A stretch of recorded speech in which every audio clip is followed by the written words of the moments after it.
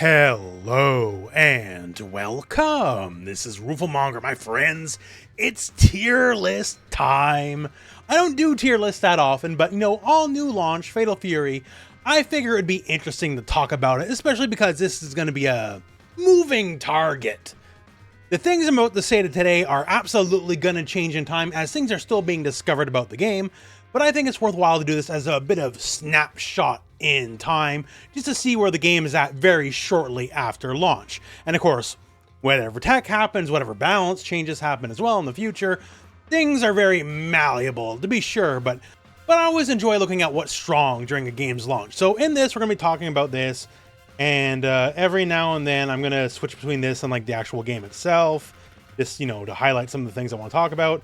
If you just want the finished and completed tier list, there's timestamps. Skip to the end of the video. Leave a like if you do, though. Very appreciated.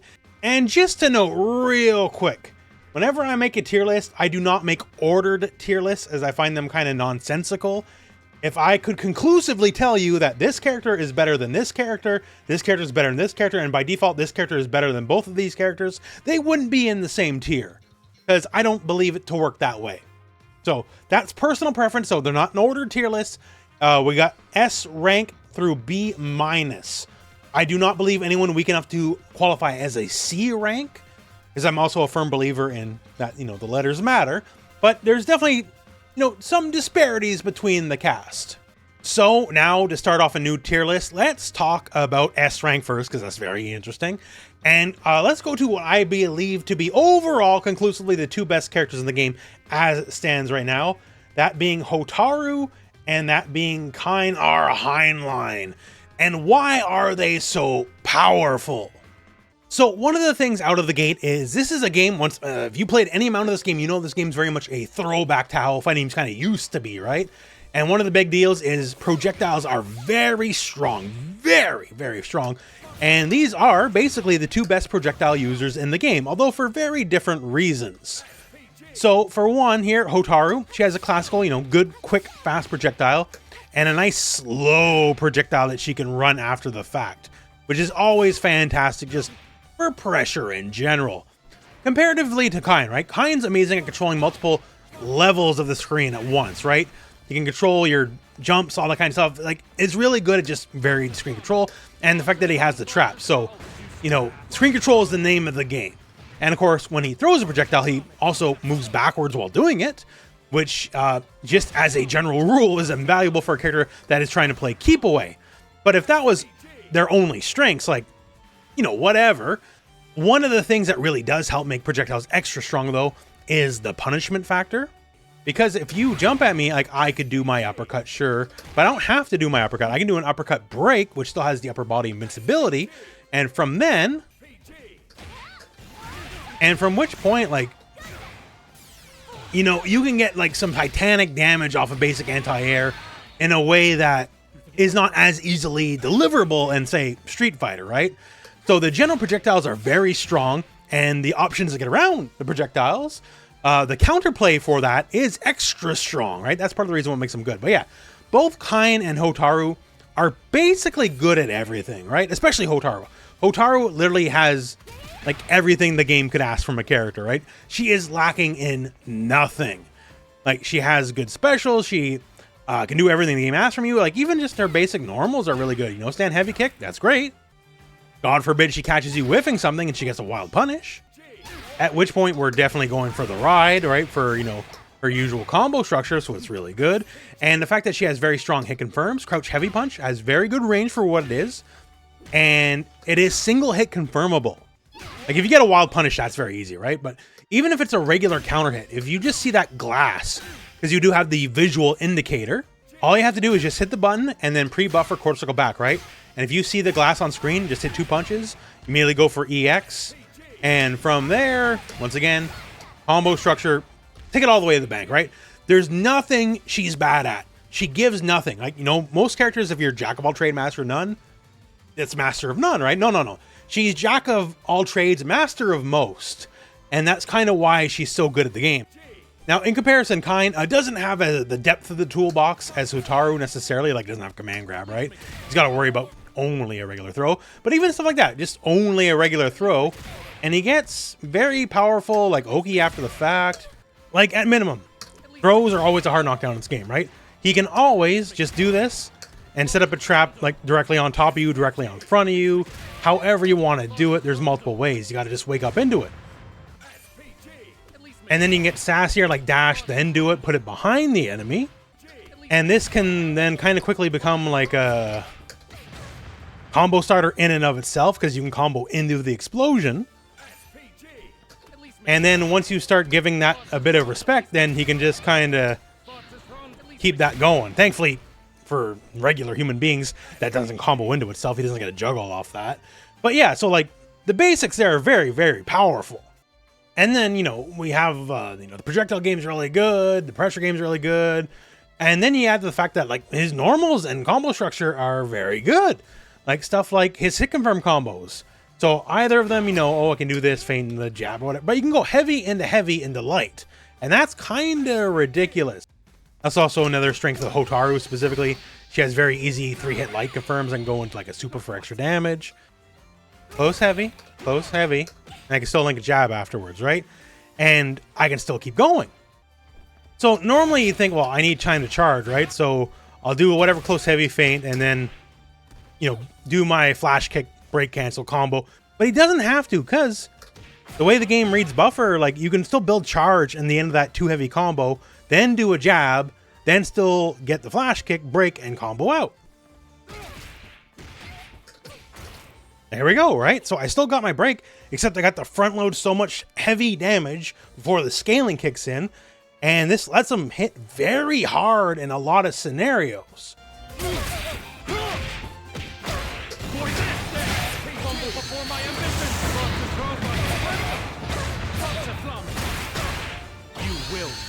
Like, look at that. That's silly, right? Like, he just gets a lot off little, and that's not even optimal. That's just what I know. That's not even optimal, right? You can make that better. But yeah, so it's just easy for him to get big damage and, like, fairly easy. Like, landing a close heavy is not a difficult proposition, right? So add that to, like, all of his tools, the fact that he has such good screen control, like, kind of just a threat. And once again, Hotaru just does literally everything. Like, there's effectively no downside to these characters. And when you have no weaknesses, that's a strength in and of itself, right? And I'm not here to do, like, everything the characters are possible to do. Just, these characters are really easily identifiably as strong. Okay, so we spent some time in top tier land, right? Let's look at some of the more mortal characters here. And pains me to do it, but, like, I gotta be real here. T-Zoc, B-, not C, B-. But T-Zoc, like, he's built to struggle in a game like this, right? No, he's big, he's slow, it's all the usual problems. And he definitely has ways around, like, the universal defensive mechanics help him a lot. And his just defense and hyper defense, I think, is better than a lot of the cast. Because he has the ability to threaten the 360 off of it, right? Which is a faster startup than most other specials you can guard cancel into. If you check the T-Zoc guide, which is on the channel now, we go into it, right?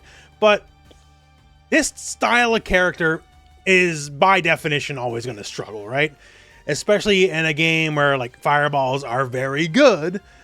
That it's just the way it's going to be. It's this usual same sad story for every big character in every fighting game. There's nothing much to say here that's never been said before. The only thing I'm going to add to it, specifically though, Vox. I'm also going to put Vox lower. Because Vox, he does have a command grab too, and he does get Oki off his command grab as well. Just double dash, and it writes itself. Like, if you happen to be unaware, literally just hold dash twice, boom, boom, and he's not directly on top of you, but he's +7 in a threatening range.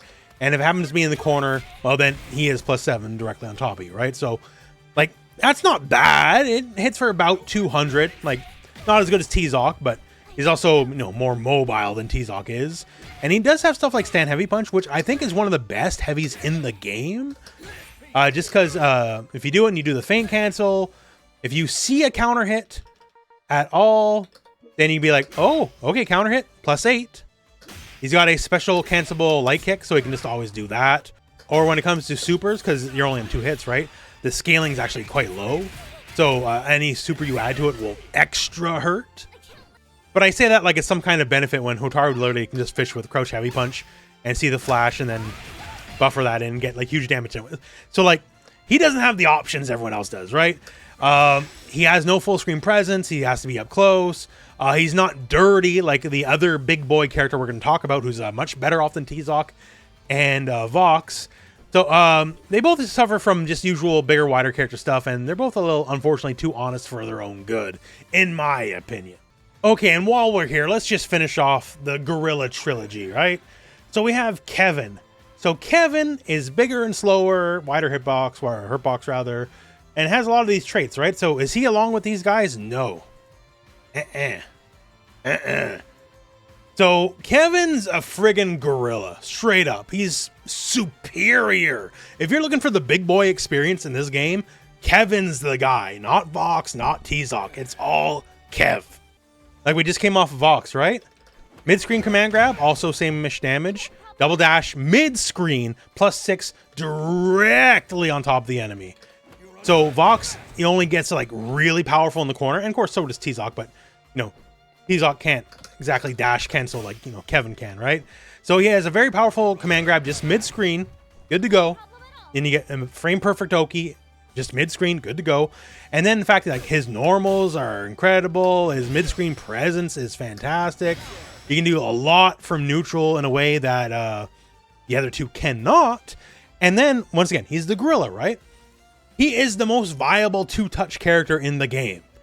In that, if he's got some meter to work with, you will die in 2 touches. Just his combo routing leads to hard knockdowns, and you effectively have to get situations. Also, the fact that if he gets a counter hit, he gets 3 close heavies in a row, which is extra silly. So we'll start by giving you a very basic combo example and why this is so threatening. Because, well, let's just go into it.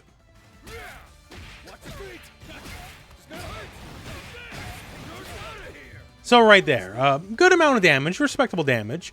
And since we ended on the EX, it's a hard knockdown. And even if we're not in any SPG discounts, it's about 50% of our meter. From there, it's very trivial to put us in a scenario where we can go into our crawler stance, go for a 50-50 mix-up, because one's overhead, one's a low, and then kill you instantly if we have any amount of meter. So right there, right? What I did there in that setup was a frame kill, and basically, since the overhead hits so meaty, it's +7 instead of the normal +3. And you know what? 7 frames? Those heavy punches, 7 frames. And there's a lot of ways to do this. Some are more manual time, some are a bit more auto time, but like, the idea is still there, right? You hit with the meaty, and then from there, it's the party starter. And so I present to you here just a regular hit. Nothing fancy, no counter hit even. Regular hit into death scenario. Watch your feet. Just gotta hurt. You're out of here. Charge. Watch your feet. Just gotta hurt. Bingo. Get some. Dodge this. And there we go. If we add a jab to that, that's game over. If I had a counter hit, that's game over. If I did literally anything else, or if I even optimize a little bit, it's game over, right? So, Kev, to be touched by Kev is terrifying. You can't afford to get hit by Kevin, basically, right? So you take that, then you add the fact that he's got the really good normals, the really good neutral. He's got the best command grab in the game outside of T-Zoc because he gets mid-screen pressure anywhere. Like, that's really good. And the fact also that, due to the nature of, you know, how enhanced combos work, you can, you know, although with less damage, set this up anywhere on the screen as well, right? And of course, Creeper, that's a low. So you gotta watch out, because you can block high, you might get it. But if you don't block low, that's a special cancelable low. And from there, well, party starts again, right? So yeah, Kev, he has very defined weaknesses. You know, he doesn't have an invincible reversal that's not metered. He has a lot of the big boy problems, but his strengths definitely overwhelm any potential weaknesses. Now, moving forward, some picks I feel that are very obvious picks. Like people like Terry and Rock. Terry and Rock are just good. Like they're very proficient at the game. They lack for nothing, really. And they're basically all upside, not in the way I really have to go into. Just one thing I would want to mention real quick. Just for Knuckle, right? Counter hit launches. What a silly concept. Like, you have to put in basically no effort. This is something you're just going to throw out anyways, right? Because it's a low consequence. And sometimes you'll just randomly get the world off of it. Like, look at this. Like, just random. Oh, I got it. Cool. I guess that's worth half your life, right? Like, what? Like, you don't got to work too hard. Like, these characters kind of write themselves. They're both, you know, they're on the box, right? You buy the game at GameStop. They're on the box. So, like, that stuff writes itself. And to bang out a few more things I think are mostly just kind of write itself. Preacha is perfectly alright rushdown character, but no overwhelming traits, right? Like, her level 2 bionic arm super got restored. It was amazing in beta 1, got nerfed in beta 2, now it's amazing again. It's a full screen check. That's great, but she's just perfectly alright, but without any overwhelming strengths, or at least even any all-rounder traits. She's just a solid rushdown character. Much the same here. Gato is another character I'm going to put in A+, just because he just does kind of everything, but he's a much more effective rushdown character than Preacha, just due to the amount of options he has, if nothing else. And, you know, better normals. Like, I don't feel like I got to go too deep into it. Just, Gato was really good. I think most people would agree on that. Now, that said, let's go back to the struggle bus. So, two characters I feel that are lesser characters, unfortunately, are Mai and Marco. And, like, on paper, they got good stuff. Like, Mai has a very complete moveset. Like, she's another character that can do a lot, and she's got some of the best range in the game. And stuff like Stand Heavy Punch, if it didn't have the Fatal Flaw, would be in contention for single best normal in the game. Of course, the problem is that if the opponent is, like, crouching, all of a sudden, efficacy goes down the toilet, right? It can hit from closer, but, like, you lose over half the potential range if the opponent is crouching, right? And the fact that it's feint cancelable can always be plus, and if you can hit, like, a counter hit, you can always at least snag an extra hit in. Like, the fact that her range is meant to be a selling point, but it's also not very abusable, because with Stand Heavy Kick, like, depending on spacing, you can be punished, right? Like, so this move that hits from far away is great, but it brings you too close in is not good comparable to, like, the fan toss, right? Or rather, Stand Heavy Punch fan. So her main like tallied strength is that she has really good range, but it's conditional, right? It's not just it's strong as it is, like, say, a Billy, and then you just go to the bank. Like, it's so much, like, kind of just ho-hum about her. She's got fairly easy combo structure, which is nice as well. You know, we ain't here to work hard, right? But, like, she doesn't do that much damage off basic hits outside, like, you know, more wonderful scenarios. And she's just not amazing at the thing that she's meant to be amazing at. And then Marco's awesome. Like, I love Marco in this game. I love Marco as, like, a character, as a personality. Like, but Marco, just like Mai, I guess the problem is they're too honest, right? In a game where, like, there's some dirt, like, we just came off the Kevin section where, like, Kevin touches you, you die, right? And everyone has big damage combos, but it's not necessarily as easy to set up anywhere on the screen. Like, Marco is too honest of a character. Like, one of my favorite things about Marco is that his stand light kick, which is an amazing poke, by the way, it is super cancelable. So you can just, like, toss it out and buffer Haoshokoken behind it. And, you know, if you snag something, cool, like, good damage. But, like, a lot of the better characters, like, that's just, you know, normal. Like, that for Marco, that's a highlight because he doesn't got as much. Like, I can also combo into jab off his overhead without, like, doing any meaty setups, which I think is very interesting and valuable. But, like, I don't know, these characters are just too honest in this game. Maybe I'm crazy, maybe I'm missing the tech, I don't know, right? But they're too straightforward for what the game is, and without having a little extra sass, I don't really see them rising up until, like, inevitable future balance changes. Now, okay, we're starting to get through the list a little bit, right? So now let's look at someone like Ronaldo. And Ronaldo, I'm going to put him at A+ with room to grow is the thing. As he's already, I would say, very powerful out of the gate. And I know a lot of people have issue with his inclusion, right? But the one thing you can't fault is they made, like, basically a new archetype. Like, he's a character that doesn't really, like, I guess, like, say Venom and Guilty Gear would be like a closer comparable kind of character, but like, he's kind of his own thing. Like, just so much about him. Like, hey, summon ball, hit the ball, regular projectile, like all that stuff, sure. But then the fact that, like, I can do this and, like, then have weird airborne approach that, like, other characters can't get because that's an active projectile. And let me tell you, I played against a gentleman when I was playing T-Zoc who really abused that, and I didn't really have much of an answer to it. Because for T-Zoc, this, like, the projectile just hits you, and even if you use Beak, which has, like, upper body invincibility and some projectile invincibility, when you have this kind of approach, it'll hit your toes, and when it hits your toes, you get hit. And not only do you get hit, like, it has a unique counter spin state, so he gets a full combo on you, right? So, like, it's difficult. Like, he can create weird approaches that, like, other characters can't in, like, normal fighting game history. Like, this isn't exactly like a Kuma Air Fireball neither, right? Although, if you want a Kuma Air Fireball, like, don't get me wrong, that's absolutely an option too. Like, he has that available to him, and of course he can bounce it back too. So, like, Akuma can't do that. Is Ronaldo greater than Akuma?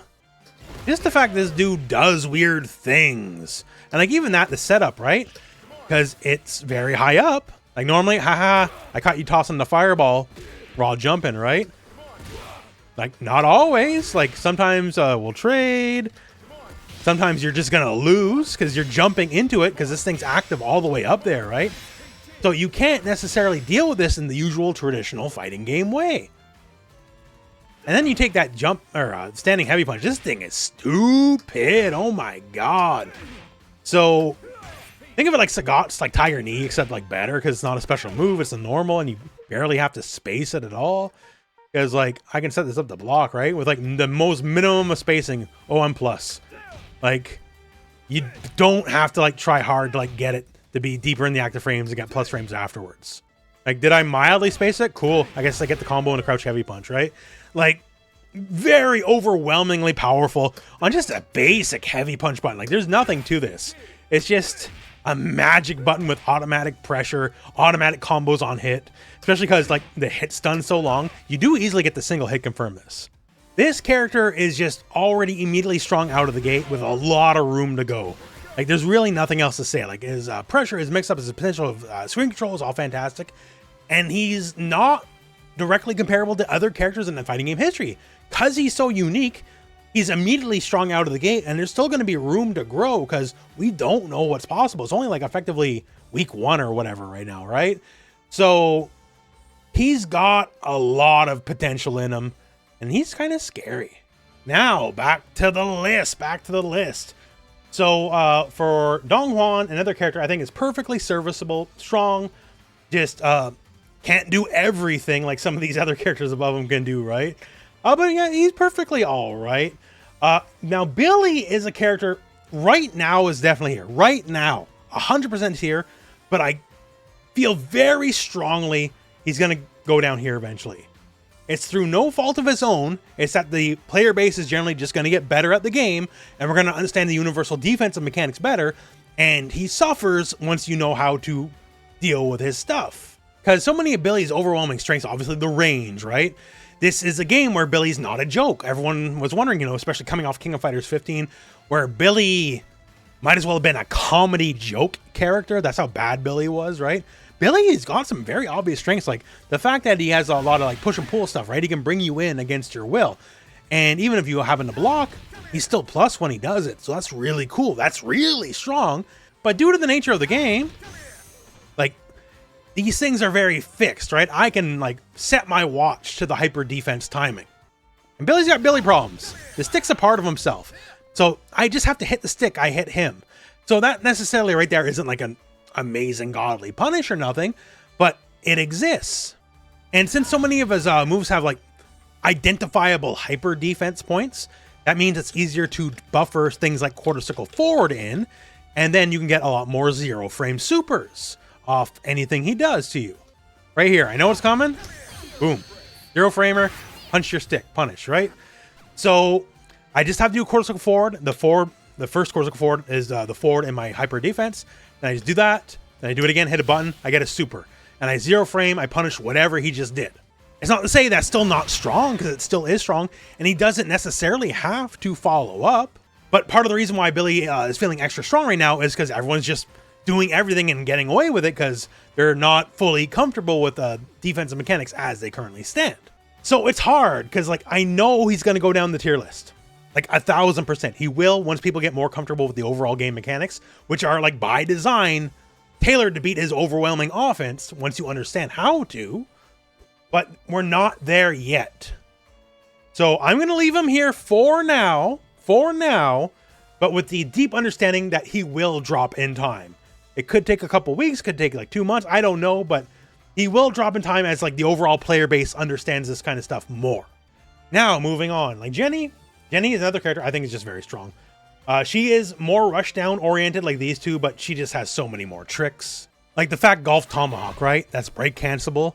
So she can break it and then it becomes another jump. And because it's a special move, you can use it to like cross someone up in the middle of a block string, which is really good. The enhanced version is like literally, if you break cancel it, a better hop than the actual built-in hop. You can hit people faster.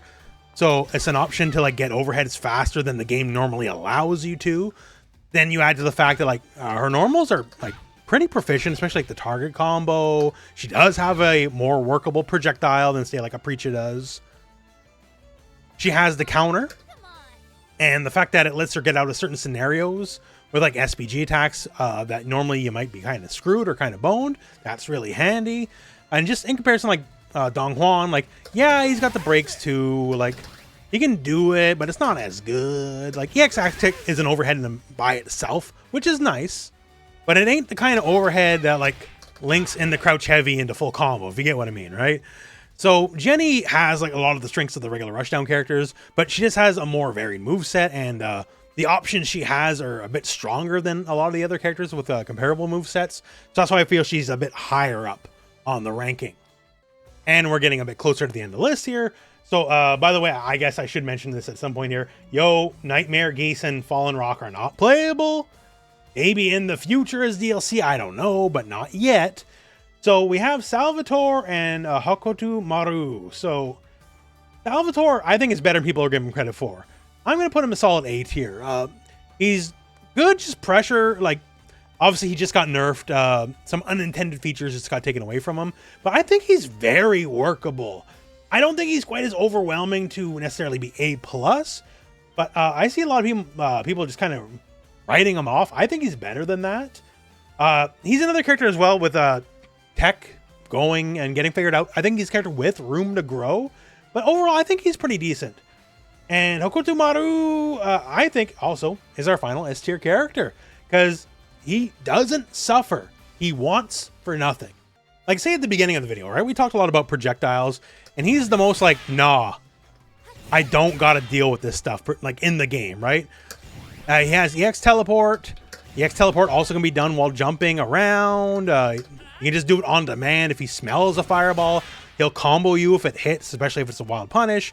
I believe it's like +5 on block, if I remember right.